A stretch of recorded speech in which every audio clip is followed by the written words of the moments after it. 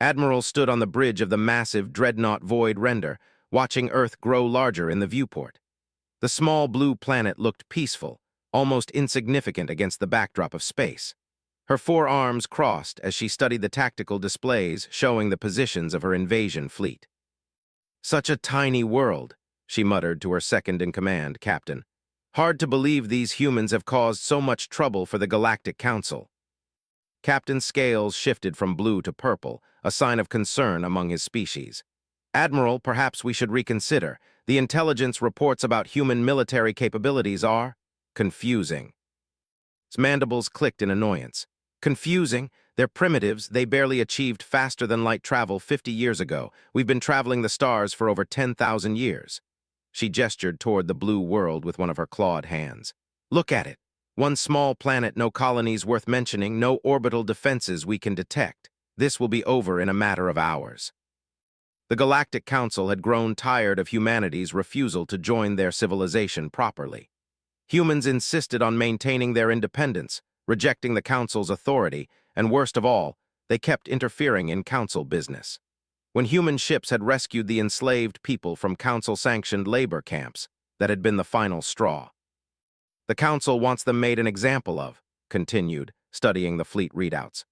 500 ships, the largest invasion force assembled in 3 centuries. These humans will learn what happens when primitive species challenge their betters. The Void Render was the pride of the Council's warfleet. 7 miles long, bristling with plasma cannons and void torpedoes, it could crack planets and turn entire star systems into debris fields. Around it, 499 other warships moved in perfect formation, their hulls gleaming with the dark energy shields that made them nearly invulnerable. "Admiral," came a voice from the communications station, "we're receiving a transmission from the human world." "Put it through," ordered, expecting to hear pleas for mercy or offers of surrender. The flickered, revealing the face of an elderly human male in what appeared to be a simple blue suit. He had gray hair, kind eyes, and spoke in a calm, measured tone that surprised the alien admiral. "This is Secretary General of the United Earth Government," the human said. "I assume you're the commander of the fleet currently approaching our system." "I am Admiral of the Galactic Council's Enforcement Division," she replied, all 4 of her arms spreading wide in a gesture meant to intimidate. "You will surrender immediately and prepare for occupation. Your species' crimes against the Council demand punishment." Secretary General nodded slowly, as if considering her words carefully. "Admiral, I want to make sure I understand the situation correctly. Your fleet has come here to attack Earth, is that right?" "Not attack," corrected. "Subdue. We will occupy your world, install a council governor, and integrate your people into our civilization properly. Resistance will only lead to unnecessary casualties." The human leader was quiet for a long moment and thought she detected something strange in his expression. It wasn't fear as she had expected. It looked almost like pity. "Admiral," said finally, "I need to ask you something, and I want you to think very carefully before you answer. Are you absolutely certain you want to attack Earth?" His mandibles clicked in what her species considered laughter. "Is that a threat, human?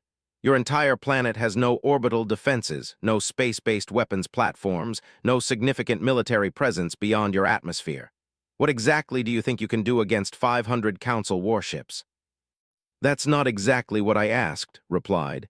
"I asked if you were certain you wanted to attack us. There's a difference." "Enough of this foolishness," snapped. "You have 1 hour to begin evacuating your major population centers and prepare for occupation. Any military resistance will be met with overwhelming force." Secretary General sighed deeply. "Admiral, I tried to warn you. For the record, and I want this communication logged in both our archives, I gave you the opportunity to reconsider. Remember that." The transmission ended, leaving the bridge in silence.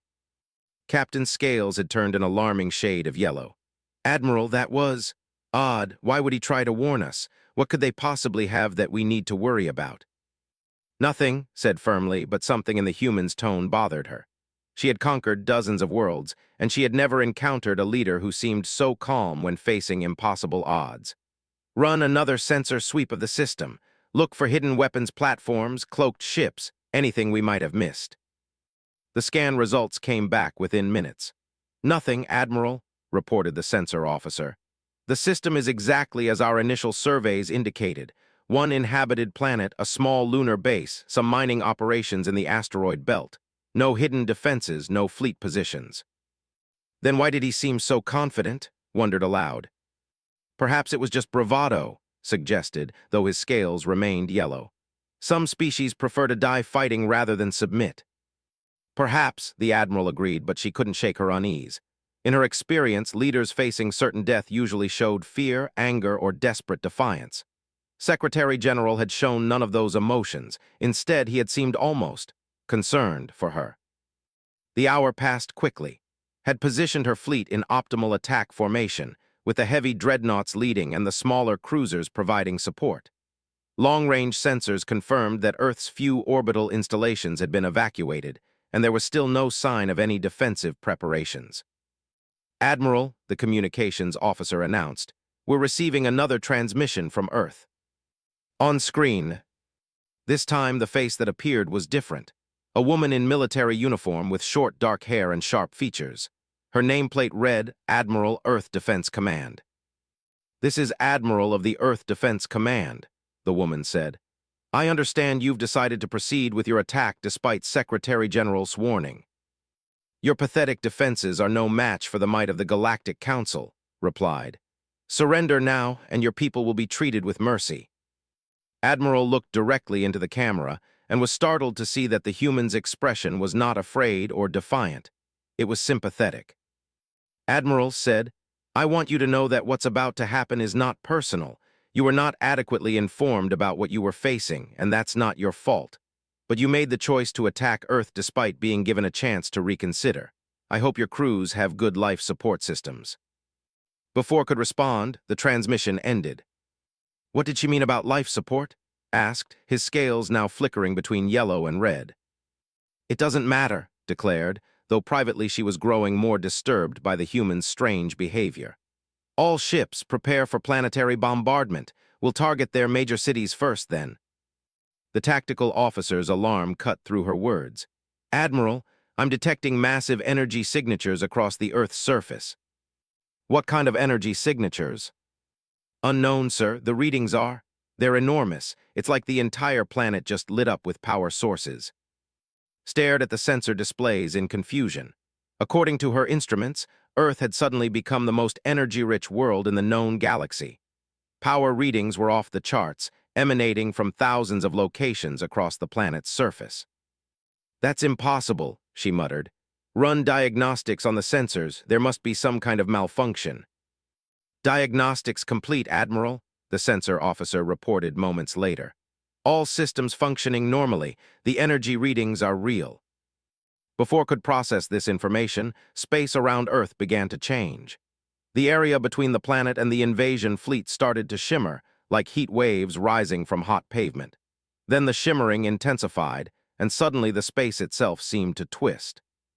Admiral, the navigation officer called out in panic. I'm reading massive gravitational distortions throughout the system. The very fabric of space-time is being manipulated. Watched in growing horror as the space around Earth folded in on itself. The distance between her fleet and the planet began to stretch, as if someone was pulling the solar system apart like taffy. Her ships, which had been only a few million miles from Earth, suddenly found themselves being pushed back by the manipulation of space itself.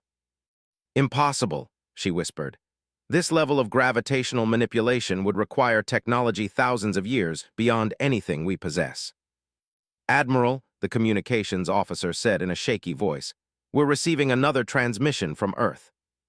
Admiral appeared on screen again, and this time she was standing in what looked like a massive underground facility. Behind her, could see huge machines humming with power, and human technicians working at control stations covered in displays showing impossible mathematical equations. Admiral said, I want to explain what's happening because I believe you deserve to know. What you're experiencing is our defensive grid coming online. You see, when humanity first achieved faster-than-light travel, we made a discovery that the Galactic Council never made. The space around, fleet continued to stretch and twist, pushing them further from Earth with each passing moment. We discovered that space and time aren't just related, continued. They're malleable.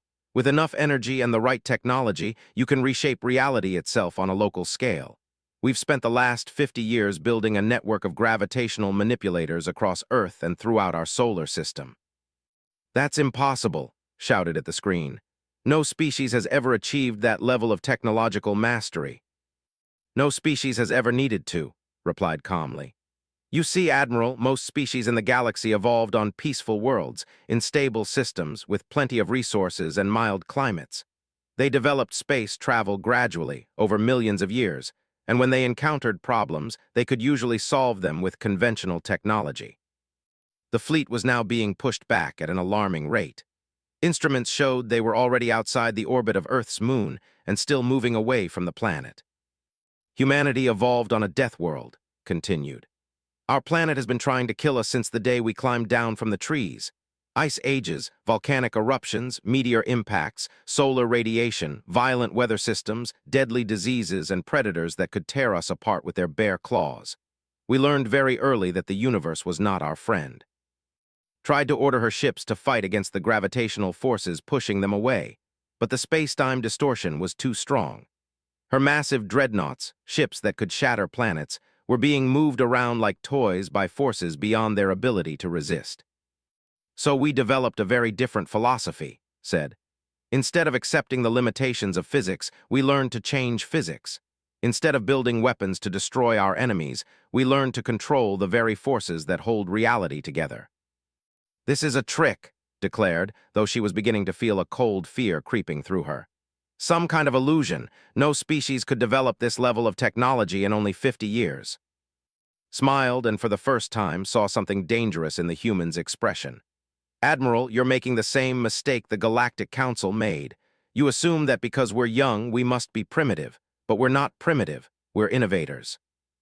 The fleet had now been pushed back to the edge of Earth's solar system. Ships were still intact, but they were completely unable to approach their target. Every time they tried to move toward Earth, the gravitational manipulation pushed them back even further. Let me show you something else, said. The image on the screen changed, showing a view of space from high above Earth's solar system. Gasped as she realized what she was seeing. The entire solar system was enclosed in a bubble of distorted space-time. Not just Earth, but all the planets, asteroids, and space installations were protected by a gravitational field that extended for billions of miles in every direction. This is our real defensive system, explained. We call it the Sol barrier. It took us 30 years to build and requires the combined power output of 12 fusion reactors, each the size of a small city. When it's fully activated, nothing can enter or leave our solar system without our permission. Felt her confidence crumbling. Her invasion fleet, the pride of the Galactic Council's military, had been neutralized without a single shot being fired. Her ships were intact, her crews were unharmed, but they were completely helpless. You wanted to conquer Earth, said. But you never asked the right questions. You assumed we were weak because we were young. You assumed we were helpless because we had no orbital defenses. You never considered that we might have defenses you couldn't even imagine. What do you want from us? Asked, her voice barely above a whisper. Nothing, replied. We want you to leave, go back to the Galactic Council and tell them what happened here. Tell them that Earth is not interested in being conquered, occupied, or integrated into their civilization. We'll maintain diplomatic relations if they wish, but any future military action against humanity will be met with stronger measures. The implications of that threat made blood run cold. If this was just their defensive capability, what could they do offensively? One more thing, Admiral, added. We know about the other species in the galaxy who are suffering under Council rule. The people we rescued were just the beginning. If the Council continues to oppress and enslave other species, they'll find that humanity has a very strong opinion about bullies. The transmission ended, leaving alone with her thoughts and her thoroughly defeated fleet. Around her, the crew worked frantically at their stations, trying to find some way to overcome the gravitational forces that held them prisoner at the edge of the solar system. Admiral, Captain said quietly, "What are your orders?" Stared at the impossibly distant blue dot that was Earth, now barely visible among the stars. She thought about the 500 warships under her command, the most powerful military force the Galactic Council had ever assembled. She thought about the thousands of years of technological advancement that had gone into building her fleet, and she thought about how easily the humans had rendered all of it completely useless. "Set course for Council space," she said finally. "Maximum speed." Admiral seemed confused. "Are we retreating?" "We're not retreating, Captain," replied, her voice hollow. "We're running, and we need to warn the Council that they just made the biggest mistake in galactic history." As the Sol barrier allowed her fleet to depart, pushing them gently but firmly out of human space, began to compose her report. She had a feeling that when the Council learned what humanity was truly capable of, the political landscape of the galaxy was going to change forever. Behind them, Earth continued its peaceful orbit around its star, looking as harmless and insignificant as ever, but now knew the truth that the Galactic Council was about to learn the hard way. Humanity was not a species to be trifled with, and they had just made their first major mistake. The emergency session of the Galactic Council convened 3 weeks after Admiral humiliating return from Earth. The massive chamber on Nexus Prime buzzed with nervous energy as representatives from 200 different species gathered to hear her report. High Counselor, an ancient being whose crystalline body had witnessed the rise and fall of countless civilizations, called the session to order with a resonance that vibrated through every translator in the room. "Admiral's voice echoed with formal authority. Present your report on the subjugation of the human." Stood at the central podium, her 4 arms trembling slightly as she activated the holographic display. The assembled representatives fell silent as images of her massive fleet appeared in the air above them. "Honored counselors," she began, her voice hoarse with exhaustion and shame, "the mission to subdue Earth has failed. Not only has it failed, but we have seriously underestimated the threat that humanity poses to Council authority." A ripple of shocked murmurs swept through the chamber. Council fleets did not fail. In 3,000 years of galactic dominance, no primitive species had ever successfully resisted a full Council invasion force. "Explain this failure," demanded Counselor, his features clicking with irritation. "Your fleet consisted of 500 of our most advanced warships. How could a single planet with no apparent defenses resist such overwhelming force?" Activated the next series of holograms, showing the moment when space around Earth had begun to distort. "The humans possess technology that we do not understand. They can manipulate space-time itself on a massive scale. They turn the very fabric of reality into a weapon against us." The chamber erupted in disbelief. Representatives stood, their various forms of communication creating a cacophony of denial and confusion. Some species whistled in alarm, others roared challenges, and a few simply stared in silent shock. "Impossible," Counselor shouted above the noise. "No species has ever achieved gravitational manipulation beyond basic artificial gravity. The energy requirements alone would be astronomical."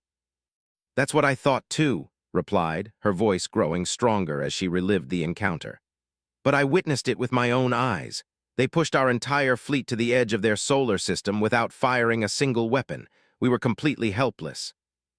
High Counselor's crystalline form shifted to a deeper blue, a sign of serious concern among his people. "Show us the recordings." The holographic display filled with the sensor logs from his flagship.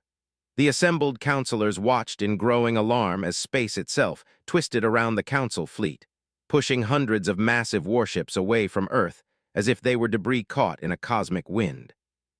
"By the ancestors," whispered Counselor, her aquatic features pale with shock. "They're reshaping local spacetime without generating any detectable gravitational waves. That should be physically impossible." "It gets worse," continued, activating the communication logs. "Listen to how their leaders spoke to us." The recordings of Secretary General and Admiral played for the silent chamber. As the human warnings and explanations unfolded, watched the representatives' reactions change from disbelief to fear. "They warned us," she said when the recordings ended. "Both of their leaders tried to give us a chance to withdraw before demonstrating their capabilities. They weren't afraid of our fleet. They were concerned about what they would have to do to us." Counselor's mandibles clicked rapidly, a sign of extreme agitation. "This makes no sense. How could a species achieve this level of technological advancement in only 50 years? It took us to develop faster-than-light travel." "I believe I may have an answer to that," came a new voice from the chamber's observation gallery.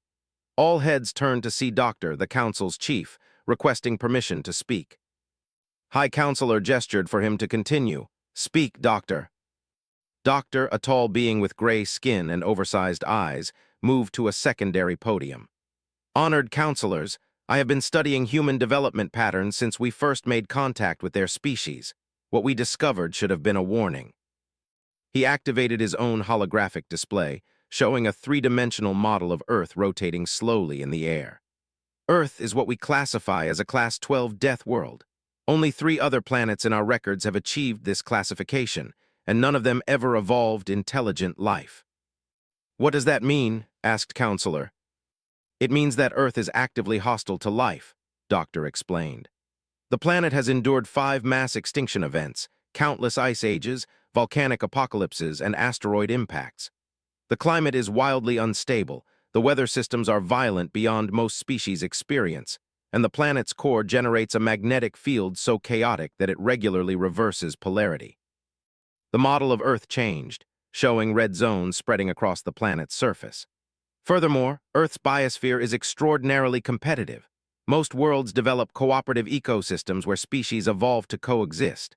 Earth's ecosystem is a constant war zone where every species must fight for survival against predators, diseases, environmental disasters, and resource scarcity.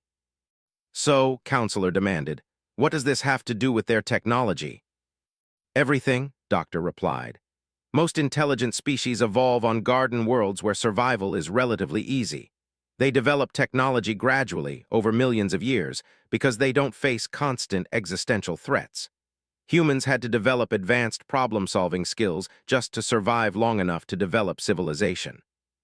The hologram changed to show human cities, vast networks of infrastructure designed to withstand earthquakes, hurricanes, floods, and other natural disasters. "Look at their urban planning. They build their cities to survive catastrophes that would destroy most other species entirely." "But this still doesn't explain their technological leap," protested Counselor. "Actually, it does," Doctor said, his expression grim. "Humans don't think about technology the way we do. We develop new capabilities slowly, testing and refining them over generations. Humans see technology as a survival tool. When they encounter a problem, they don't just solve it gradually. They over-engineer the solution to handle problems they haven't even encountered yet." The implications were starting to dawn on the assembled counselors. Doctor continued, "When humans achieved faster-than-light travel, they didn't just build ships to explore nearby systems. They immediately began working on technology to defend their entire planet from any conceivable threat." "Including us," added quietly. "Including us," the doctor confirmed. "I suspect that from the moment they learned other intelligent species existed, they began preparing for the possibility of invasion. Not because they're aggressive, but because their entire evolutionary history has taught them that threats can come from anywhere at any time." The chamber fell silent as the full scope of the situation became clear. The Galactic Council had not simply failed to conquer a primitive world. They had discovered that humanity was potentially the most technologically advanced species in the galaxy, despite being the youngest. "There's more," Doctor said, his voice dropping to a whisper. "I've been analyzing their cultural broadcasts, their literature, their entertainment media. Humans have been preparing for conflicts with advanced alien civilizations for over a century. They call it science fiction, but it's actually strategic planning." He displayed images from human movies and television shows, depicting epic space battles and advanced alien invasions. "They've imagined every possible scenario, worked out countermeasures, and developed contingency plans for threats we've never even considered." Counselor's aquatic features had turned pale. "Are you saying they've been preparing to fight us specifically?" "Not us specifically," Doctor replied. "Anyone, everyone. Humans assume that any advanced alien civilization will eventually become hostile, so they prepare for the worst-case scenario in every situation."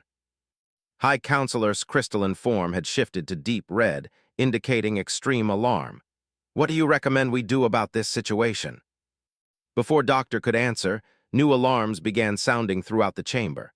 A communications officer rushed to the central podium with an expression of panic. "High Counselor," the officer gasped. We're receiving emergency transmissions from across the galaxy. Multiple Council installations are under attack. Attack's voice resonated with confusion. By whom? Unknown ships, sir. They're not matching any known designs in our database. The main holographic display activated, showing a star map of Council space. Red dots were appearing across dozens of systems, each one representing an active conflict zone. Get me details on these attacks, commanded. Over the next hour, as reports flooded in from across the galaxy, a pattern emerged that chilled every counselor to their core. The attacking ships were small, fast, and impossibly advanced. They struck Council military installations with surgical precision, disabled the defenses without destroying them, and then broadcasted the same message on all frequencies. Admiral appeared on the main display, speaking from what looked like the bridge of a spacecraft unlike anything in the Council's databases. "This is Admiral of the Earth Defense Force," her recorded message began. "We are currently conducting liberation operations across Council space. Our targets are military installations and facilities where enslaved populations are being held against their will." The image changed to show rescued alien beings, members of species that the Council had conquered and enslaved over the centuries. They were being loaded onto human ships, their expressions showing gratitude and relief. "We are not declaring war on the Galactic Council," continued. "We are simply making it clear that Earth will no longer tolerate the oppression of other sentient species. Any Council facility engaged in slavery, forced labor, or other crimes against sentience will be shut down." The message ended, leaving the chamber in stunned silence. "How many ships are they using?" asked Weekly. "According to our reports," the communications officer replied, "less than 50 vessels, but they're moving through our space as if our defenses don't exist. They're hitting targets in multiple star systems simultaneously, which should be impossible." Doctor stepped forward again, his expression grave. "It's not impossible if they've solved faster-than-light communication and developed instantaneous travel technology. If they can manipulate space-time on the scale we witnessed at Earth, they might be able to fold space itself, allowing them to be in multiple locations at once." "This is madness," Counselor raged. "They're attacking the entire Council with a handful of ships." "And they're winning," Admiral said quietly. "Every report we've received indicates that our forces can't even damage their vessels. They seem to be able to phase in and out of normal space at will." A new transmission came in from the border systems. The face that appeared on the display was that of Council Admiral OK, one of their most experienced military commanders. "High Counselor," OK reported, his usual composure completely shattered. "The humans have just liberated the slave camps in the system. My entire battle group tried to intercept them, but they disappeared. One moment they were there, the next they were gone. Then they reappeared behind our lines and disabled our ships without firing a shot." "Disabled how?" demanded. "They used some kind of gravitational field to crush our weapon systems," OK explained, his voice shaking. "They left our life support intact, but our ships are completely helpless. Then they just left. They didn't try to destroy us or capture us. They simply completed their mission and vanished." As more reports came in throughout the day, the scope of humanity's operation became clear. They were systematically dismantling the Council's slave labor operations, liberating oppressed species, and disappearing before any meaningful resistance could be organized. But perhaps most disturbing was how they conducted their operations. They used minimal force, went to great lengths to avoid casualties, and treated even Council military personnel with what could only be described as mercy. "They're not trying to conquer us," Doctor observed as the reports continued to arrive. "They're trying to reform us." "What do you mean?" asked Counselor. "Think about it," the Doctor explained. "They could have destroyed our fleets, leveled our cities, turned our worlds into rubble. Instead, they're carefully targeting only the parts of our civilization that they find morally objectionable. They're conducting a surgical reformation of galactic society." High Counselor's crystalline form was now cycling through colors so rapidly it looked like a rainbow. "Are you suggesting they see themselves as some kind of galactic police force?" "I'm suggesting they see themselves as the species responsible for protecting everyone else from us," Doctor replied grimly. "From their perspective, we're the evil alien empire that enslaves other species and oppresses the weak. They're the heroes coming to save the galaxy from tyranny. The implications were staggering.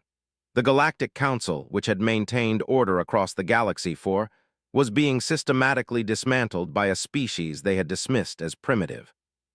"What can we do?" whispered Counselor, his earlier bluster completely gone. "We can surrender," Admiral said bluntly. "Or we can negotiate, but we cannot fight them. My fleet was the most powerful military force in Council history, and they neutralized us without breaking a sweat." "Surrender?" His voice cracked with disbelief. "The Galactic Council does not surrender to primitive species." "With respect, High Counselor," replied, "they're not primitive, we are. Compared to what humanity has achieved, we're the barbarians clinging to an outdated way of thinking." The chamber fell silent again as that truth sank in. The species they had intended to conquer was not just more advanced than they had realized.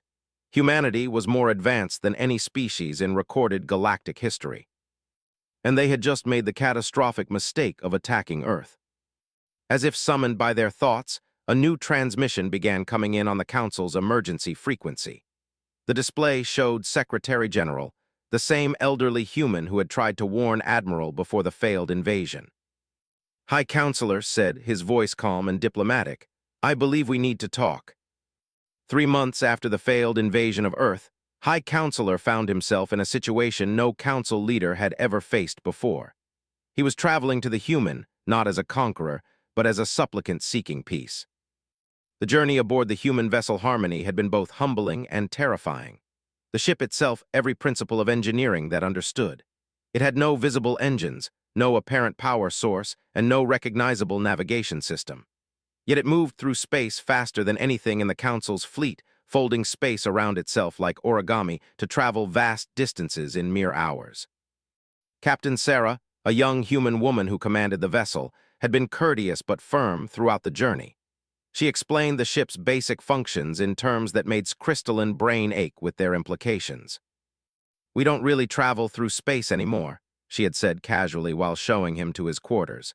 "We convince space that we're already where we want to be. It's much more efficient than actual movement." Now, as Earth grew larger in the viewports, tried to prepare himself for what would surely be the most important diplomatic negotiation in galactic history. The survival of the Council itself might depend on what happened in the next few hours. "High Counselor," Captain announced over the ship's communication system, "will be docking with Harmony Station in 15 minutes. Secretary General and his team are waiting to meet with you." Had expected to be taken to Earth's surface, but the humans had insisted on holding the negotiations at their new orbital facility. When Harmony Station came into view, he understood why. The station was massive, easily the size of a small moon, and it orbited Earth at a distance that should have been impossible to maintain without constant course corrections. But as watched, he realized that the station wasn't orbiting Earth in the traditional sense. It was holding itself in a fixed position relative to the planet, using the same space-time manipulation technology that had neutralized his fleet. "Impressive, isn't it?" Captain said, joining him at the viewport. "We built it in 6 weeks after your little visit. Humanity decided we needed a more formal diplomatic facility." 6 weeks, translator struggled to convey his shock. "A station this size would take our best engineers decades to construct." "Different approaches to problem solving," replied with a shrug. "When humans really want to get something done, we tend to throw everything we have at it until it works." The docking procedure was unlike anything in experience. Instead of mechanical clamps and airlocks, the Harmony simply phased through the station's hull as if it were made of mist, then inside a docking bay that adjusted its size to perfectly accommodate the ship. "How is this possible?" whispered. "Selective molecular cohesion," explained as if discussing the weather. "We can adjust the density and permeability of matter at will, useful for construction projects and docking procedures." Secretary General was waiting in the station's central conference room, along with Admiral and several other human officials didn't recognize.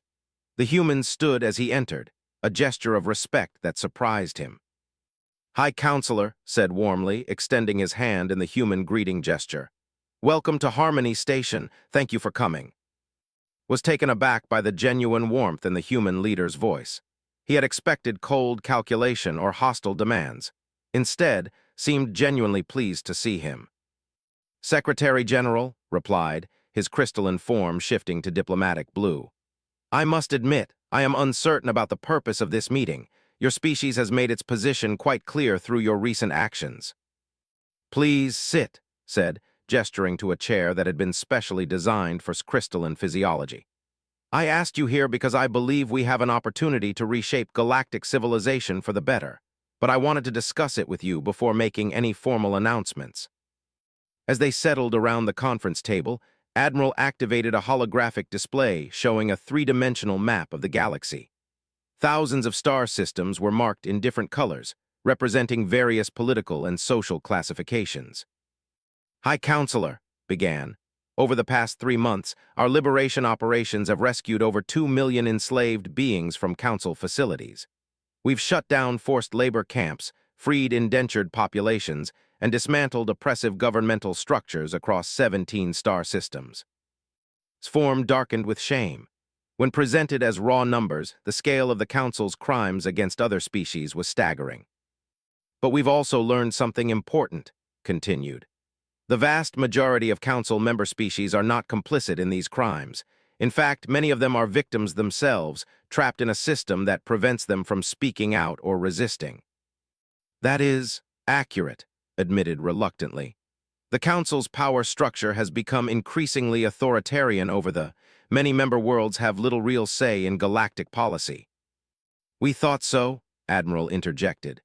Which is why we're not interested in destroying the Council or conquering your territory. Instead, we'd like to propose a fundamental restructuring of galactic governance. The holographic display changed, showing a new political map with drastically different borders and power structures. What you're looking at, explained, is a proposal for a truly democratic galactic federation. Every species would have equal representation regardless of their technological level or military power. Decision-making would be based on consensus building rather than dominance. Studied the display in stunned silence. The proposed system would distribute power equally among all member species, with built-in protections for minority rights and individual freedoms. This is idealistic, he said finally. How would you enforce such a system? How would you prevent powerful species from simply taking control again? Admiral smiled, and for the first time since arriving, saw something dangerous in her expression. The same way we prevented you from conquering Earth, humanity would serve as guarantors of the new system. You would police the entire galaxy. Translator conveyed his shock with harmonic overtones. If necessary, replied. But we'd prefer not to. We're hoping that most species will see the benefits of true democracy and choose to participate willingly. Dr. Sarah Martinez, the human, leaned forward. High Counselor, we've been studying galactic history since we first made contact with other species. Do you know what we've discovered? Please enlighten me. Every major conflict in recorded galactic history has been caused by the same fundamental problem: powerful species exploiting weaker ones. The Council Wars, the hegemony collapse, the Great Purge, all of these disasters happened because someone decided they had the right to control other people's lives. The holographic display showed historical timelines of galactic conflicts, each one highlighting the pattern Dr. Martinez described. Humans have experienced this pattern on our own world, she continued. We spent thousands of years fighting wars over the same basic issue: who gets to tell whom what to do. We finally learned that the only sustainable solution is genuine equality and mutual respect. And if species refuse to accept this new system, asked, then they'll find themselves isolated, Admiral replied. We've already begun establishing defensive alliances with the species we've liberated. Any attempt to return to the old ways of domination and exploitation will be met with unified resistance. His mind raced as he processed the implications. Humanity wasn't just proposing a new political system. They were offering to use their overwhelming technological advantage to create and maintain a just galactic order. There is something else, said, his tone becoming more serious. We need to discuss the issue of reparations. Reparations? The Council has caused immense suffering over the centuries, Dr. Martinez explained. Entire species have been enslaved, exploited, or worse. We believe the Council has a moral obligation to make amends for those crimes. Admiral activated a new display showing massive construction projects across the galaxy.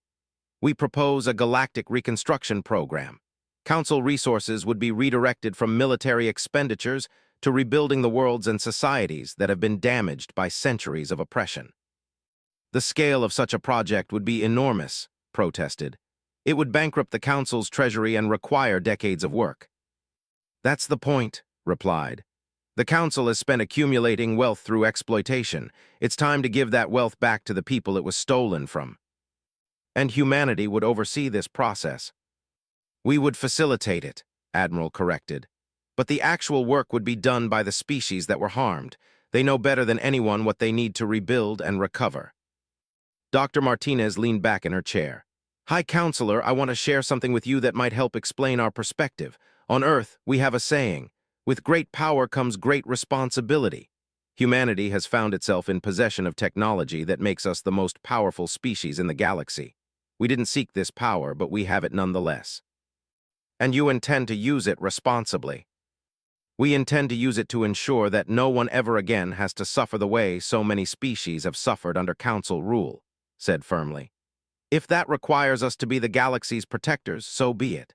But we'd much rather live in a universe where such protection isn't necessary. Was quiet for a long time, his crystalline form cycling slowly through various colors as he considered everything he'd heard. The proposal was radical beyond anything he had imagined, but it was also the first hope he'd seen for genuine peace in the galaxy. What would happen to the current Council leadership? He asked finally. That would be up to the new Galactic Federation to decide, replied. We're not interested in revenge, but there would need to be accountability for past crimes. And if I refuse to support this proposal? Admiral's expression became deadly serious. Then you'll return to Council space to find that we've continued our liberation operations.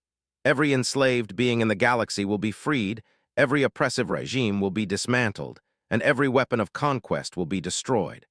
The only difference is that it will happen without Council cooperation, which means it will be much more disruptive and chaotic. The threat was delivered in a calm, matter-of-fact tone that made it more frightening than any amount of shouting or posturing could have been. You're not really giving me a choice, observed. There's always a choice, replied. You can choose to be part of building something better, or you can choose to be swept away by the forces of change. But the change itself is inevitable. Humanity has decided that the age of galactic oppression is over. Looked around the room at the human faces surrounding him. These beings, who had seemed so primitive just months ago, were offering to reshape the entire galaxy according to principles of justice and equality. And they had the power to make it happen whether the Council agreed or not. I need to consult with the other Council members, he said finally. Of course, replied. Take all the time you need. But understand that our liberation operations will continue while you deliberate. Every day that passes means more suffering that could have been prevented. Dr. Martinez activated a final holographic display, showing freed alien populations returning to their faces filled with hope and gratitude.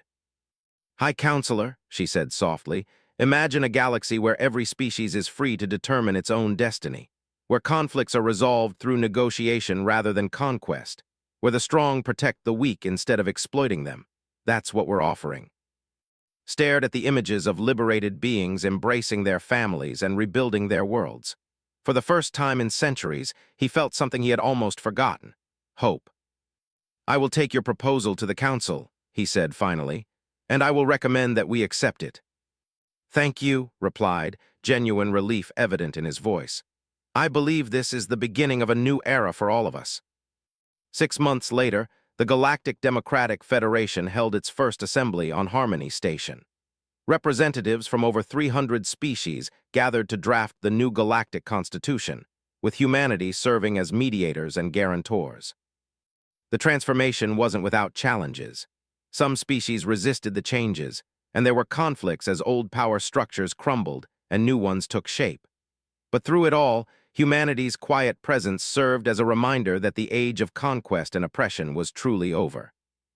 Admiral, now serving as a liaison between the old Council military and the new Federation Defense Force, often reflected on how completely she had misunderstood the situation when her fleet approached Earth. She had thought she was attacking a primitive world. Instead, she had awakened a sleeping giant that had chosen to use its power not for conquest, but for justice. And as she watched freed beings from across the galaxy working together to build a better future, she realized that humanity's greatest victory wasn't the defeat of the Council's invasion fleet. It was proving that true strength came not from the ability to destroy, but from the wisdom to protect and the courage to stand up for what was right. The galaxy had indeed witnessed history's biggest blunder, but in making that mistake, the Council had inadvertently given the universe something it had never had before: hope for a future where all beings could live free.